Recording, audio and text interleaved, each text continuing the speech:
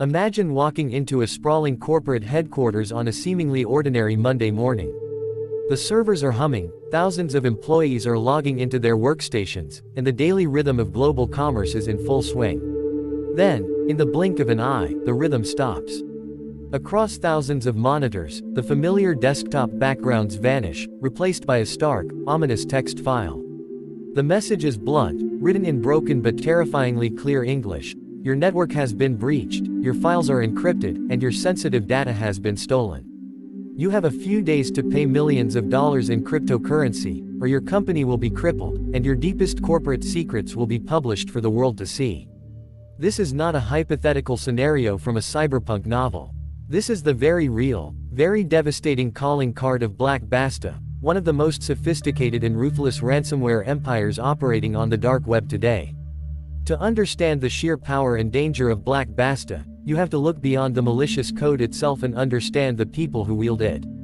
Black Basta did not emerge from a vacuum. It burst onto the cybersecurity scene in April 2022, seemingly fully formed, highly organized, and incredibly lethal.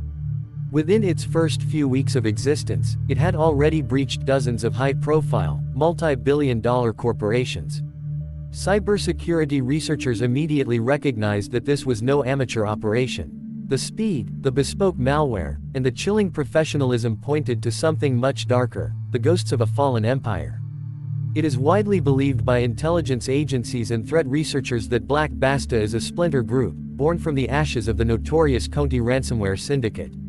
When Conti collapsed under the weight of internal leaks and geopolitical pressures following the invasion of Ukraine, its top-tier developers, negotiators, and network infiltrators did not retire.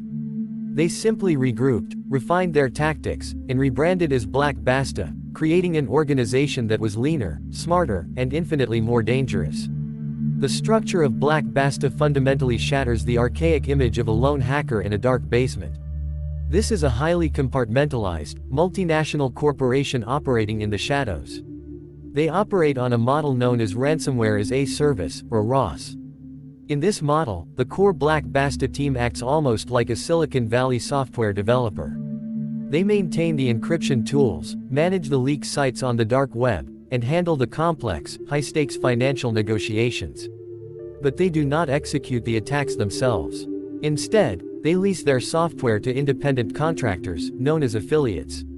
These affiliates are the digital foot soldiers.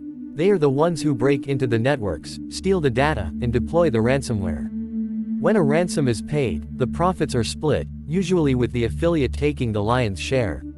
This decentralized business model allows Black Basta to scale its operations exponentially, attacking multiple targets across different industries and continents simultaneously, while shielding the core developers from direct exposure to law enforcement. An attack by a Black Basta affiliate is a masterclass in digital stealth and psychological warfare. It rarely begins with a loud, brute force attack on a firewall. Instead, it almost always starts with a human vulnerability. An employee might receive a highly convincing email that appears to be from a colleague or a trusted vendor. Buried within that email is a malicious link or a poisoned attachment. Often, Black Basta affiliates utilize sophisticated botnets, like the infamous Cockbot malware, to gain that critical first foothold.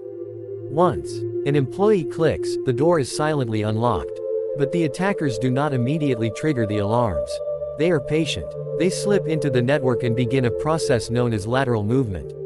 They quietly escalate their privileges, moving from a standard user account to an administrative level. They map out the entire corporate infrastructure, identifying the crown jewels, financial databases, proprietary source code, legal documents, and human resources files containing the private information of thousands of employees. This intelligence gathering phase can last for days or even weeks, with the attackers lurking entirely undetected beneath the company's expensive security software. Once they have mapped the network, the extraction begins. Terabytes of sensitive data are silently funneled out of the corporate network and into servers controlled by the criminals. This is the crucial first half of their double-extortion strategy. Black Basta knows that many modern corporations have robust backup systems and might be able to restore their files without paying to decrypt them. By stealing the data first, they create a secondary, far more terrifying point of leverage. Even if you can rebuild your servers, can you survive the regulatory fines, the class action lawsuits, and the catastrophic reputational damage of having all your customer data and corporate secrets dumped onto the public internet? When the data exfiltration is complete, the final, fatal blow is struck. In the dead of night, or during a holiday weekend when IT staff is minimal, the affiliate deploys the Black Basta ransomware payload. The software moves with terrifying speed, utilizing complex, multi-threaded encryption algorithms to lock down every server, every database, and every backup file it can reach. When the employees return to work, the business has effectively ceased to exist. In its place is only the ransom note, containing a unique link to a secure portal on the Tor network. When a victim logs into this dark web portal, they are not met with maniacal demands or cartoonish threats. They are met with a chillingly sterile, professional chat interface that looks identical to a corporate customer service desk. The Black Basta negotiators are polite, entirely devoid of emotion, and ruthlessly firm. They know exactly how much revenue the victim company generates, they know the extent of the cybersecurity insurance policy the company holds, and they price their ransom demands accordingly, often starting in the tens of millions of dollars. The psychological pressure they apply is immense. They will provide a ticking countdown clock. They will release a small sample of the stolen data on their public leak site, known as the Black Basta blog, just to prove they are not bluffing. They will even offer to decrypt 1 or 2 files for free, a twisted gesture of goodwill to prove their decryption key actually works. The targets chosen by Black Basta are not accidental. While they will attack any vulnerable network, they have shown a terrifying preference for critical infrastructure, healthcare organizations, manufacturing plants, and defense contractors. They understand the brutal economics of downtime.